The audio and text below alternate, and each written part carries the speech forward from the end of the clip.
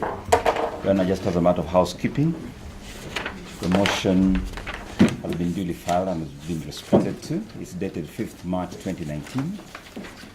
And Your Honor, just for the record, there is a replying affidavit of one Jennifer Kaniu, and then there is a further affidavit of John Gidua Njogu, which has been filed this morning. Your Honor, this application is precedent-setting in the sense that it underscores one of the fundamental issues guaranteed by the Constitution, that is the right to a fair trial. Your Honor, the major complaint that has been raised in this notice of motion is in relation. Mr. Oduol, Yes. when you were putting our house in order? Yes. Were you in court? No, This morning I wasn't here. Yeah. I wasn't I was here. here. Oh, you were there? Yes. So you did Yes. Less than 30. you've taken two. Your Honor, you took away one. Your Honor, I'll try. Yeah. So, Your Honor, the charges or the counts are counts 35 and 34. And Your Honor, we've actually stated the factual position in the supporting affidavit. And I wish to start by stating that the rights to a fair trial under Article 50 and underpinned by Article 25 are not cosmetic.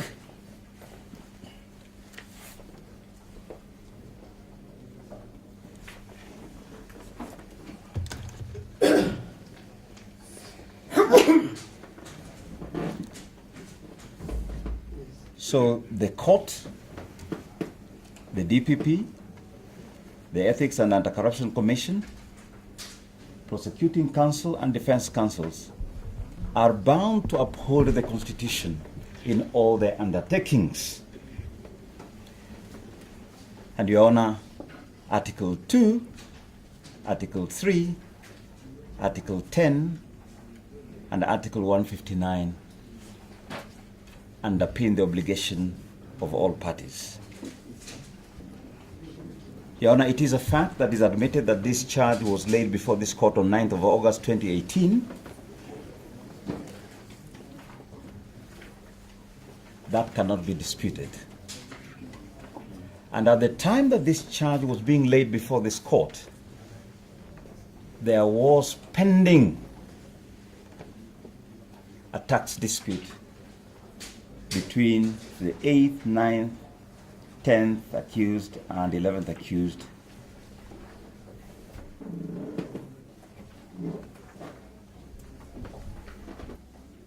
A matter that is acknowledged. So, Your Honor, as early as 14th July 2017 and 23rd of November 2017, 14th July 2017, there were ongoing proceedings before the Tax Appeal Tribunal, and Your Honor, we've given the numbers of those tax appeals. Your Honor, all we are saying is that the pendency of those proceedings before a specialized forum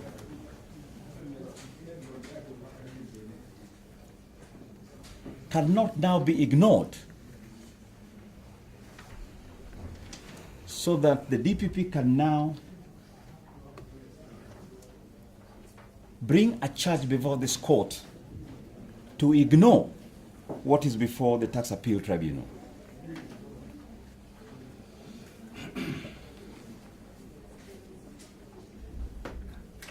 Your Honor, you heard the submission of the prosecuting counsel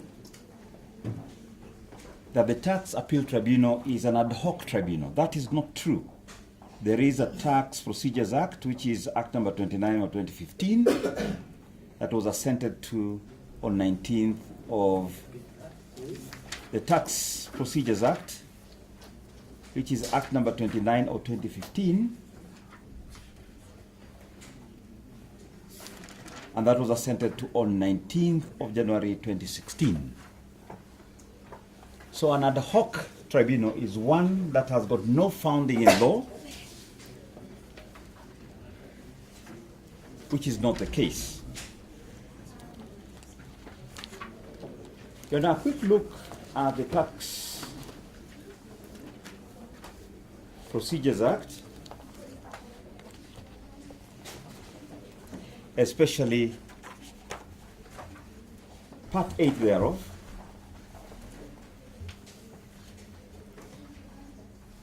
Deals with objections to assessments under Section 51,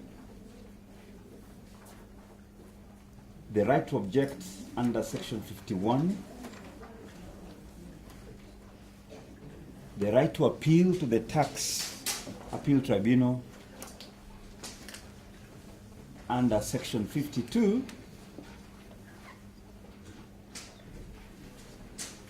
and the right of appeal to the High Court under Section 53, and a further appeal to the Court of Appeal under Section 54. So there is a complete corpus of law that deals with tax administration.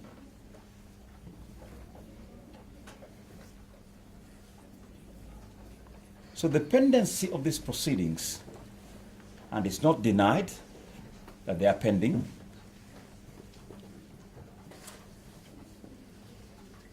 shows clearly that there is a dispute that is legitimate, is being subjected to a judicial process, and that process has not been concluded, and there are several layers of appeal which are open to these applicants, which have not been exhausted. So can that now form the basis of a charge under Section 45(1)(d) of ASECA? The DPP has abused its power in bringing this charge to this court, and we submit for the collateral purpose of forcing these accused persons to abandon the proceedings before the Tax Appeal Tribunal and force them to pay a tax that is not due. There cannot be a clear abuse of process than this. The question you'll be asking yourself, is there a conclusive order of the Tax Appeal Tribunal stating that this tax is due and payable?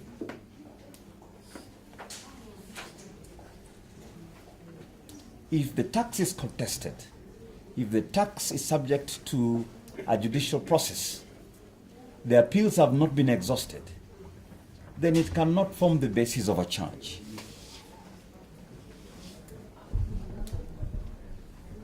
Out of abundant caution, we have annexed all the tax appeals.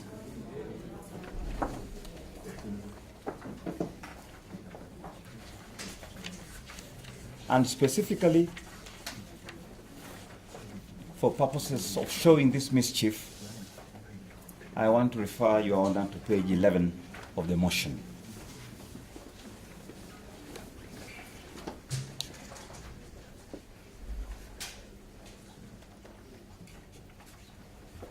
And I want to elucidate this mischief in relation to the ninth accused. The ninth accused is the wife of the eighth accused.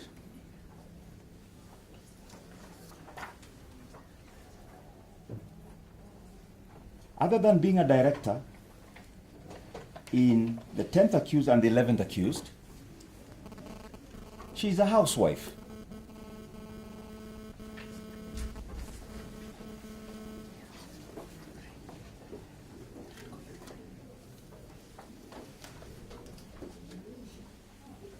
And the objection that we lodged against the taxman is that all the little money should be given by the husband to buy Skuma Wiki. is being taken as income.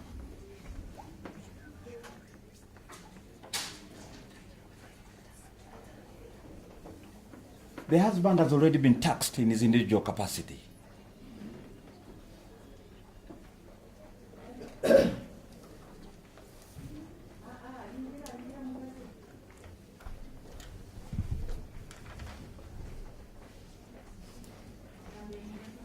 Are those payments for household expenses subject to further tax? Assuming there was a dividend from the companies, there's already corporation tax that has been paid by the company.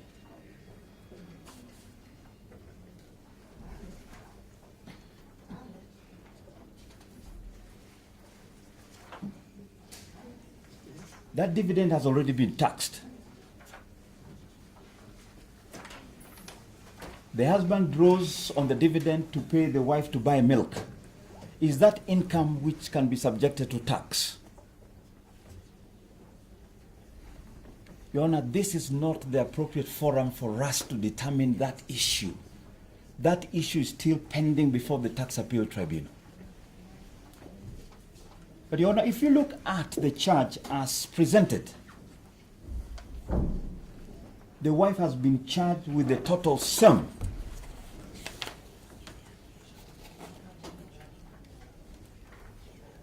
as the husband and the companies.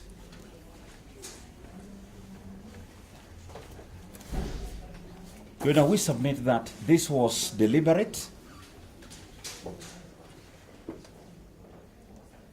It is wrong.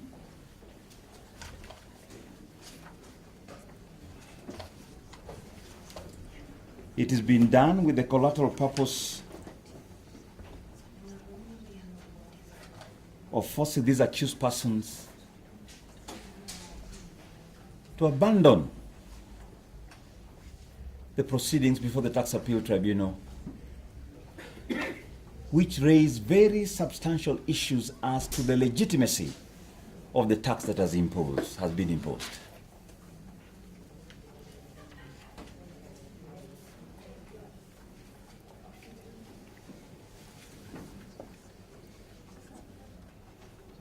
So, Your Honor, for the ninth accused, who has already mounted a very formidable defense before the Tax Appeal Tribunal, is now being subjected to a fresh proceeding that ignores her pleas as a wife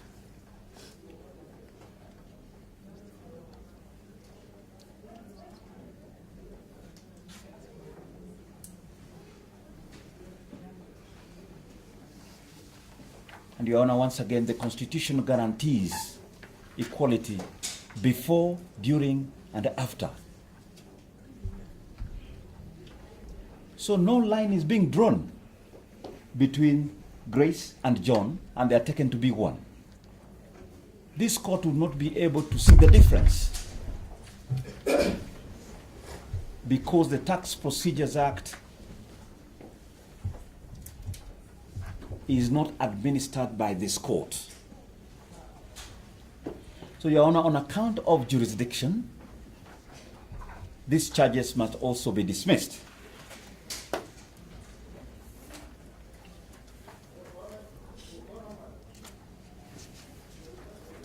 So, Your Honor, our submission is a very simple one, that no offense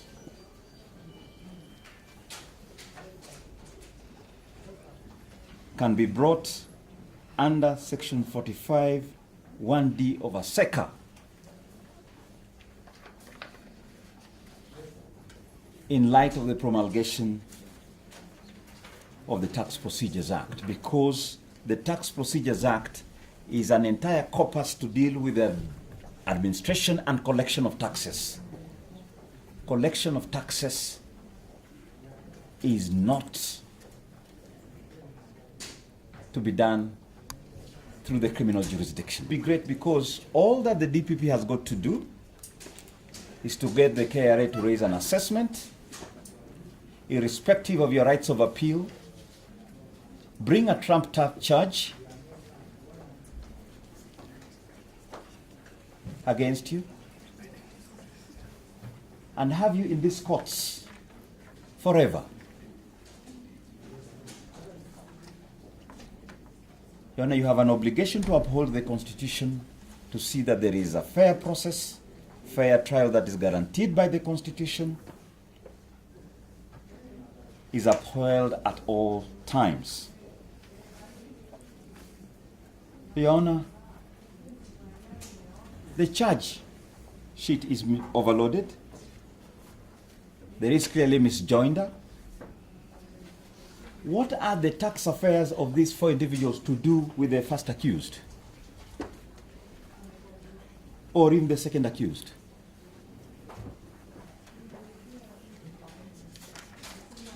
Your Honor, Article 47 guarantees fair administrative action. Both KRA and the DPP must act fairly because they are bound by the Constitution. They cannot violate the Constitution and come before this court and seek to violate the Constitution further.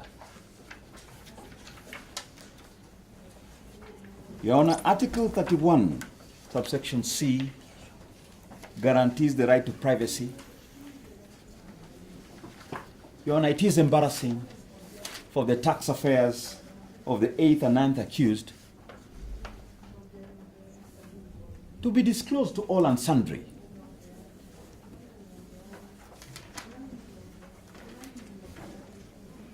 That is a private affair that ought to be dealt with at the tribunal. As it were, there is already a violation here.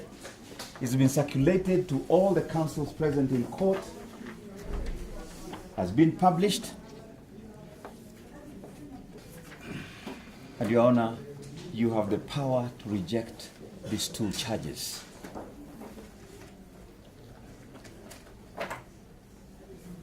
Your Honor, lastly, there must be predictability, consistency, and certainty in the administration of justice.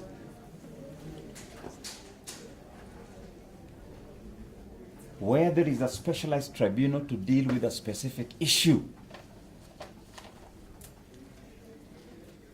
the DPP and the court should recognize that specific forum and exhaust the procedures under that act before they can come or even attempt to introduce those counts before this court. Predictability, consistency, and certainty is also underpinned by Article 163, subsection 7, the doctrine of precedent,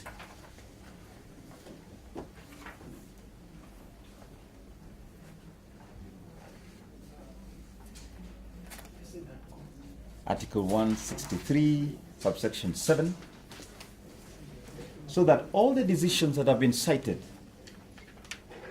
by my learned friends, emanating from the High Court, the Court of Appeal, and the Supreme Court, are binding on this court.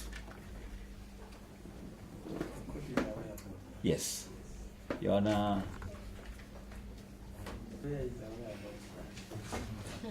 I'm not quite sure that that is the position, because I thought so until I saw this charge.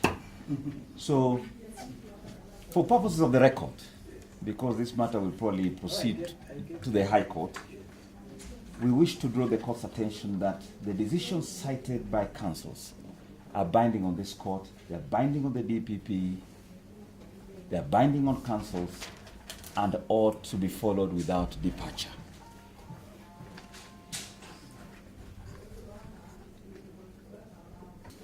To reject these 2 counts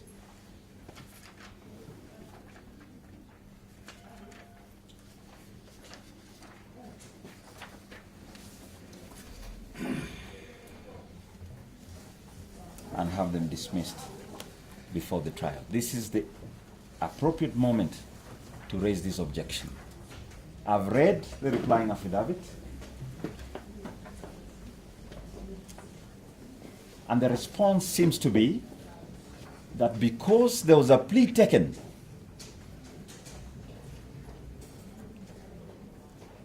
therefore the accused person cannot now raise this issue. Your Honor, nothing could be further from the truth.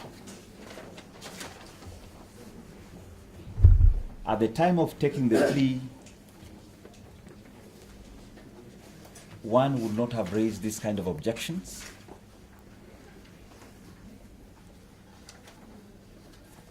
The accused persons were arrested and brought to this court in circumstances that we complained about, that are on record. And this is the first available opportunity of making this application.